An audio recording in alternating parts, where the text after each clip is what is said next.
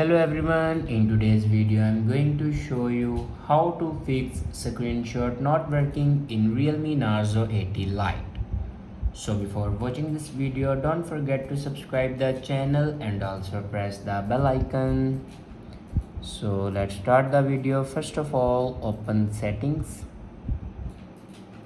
In settings, scroll down and here you can see the option accessibility. Now click on accessibility.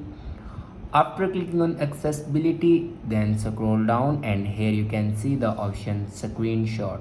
Now click on it. Now here you can turn on or off your screenshot gestures. After allow all the gestures, then go back and click on system and update. Now on top you can see the option software update. Now click on it and then here you can check your latest version will be updated or not. If it doesn't update to latest version, then update it to latest version.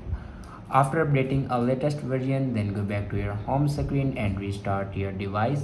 For restart your device, press and hold power button and then swipe up to restart your device. After restart your device, your problem will be fixed. I hope this video is helpful for you. Thanks for watching.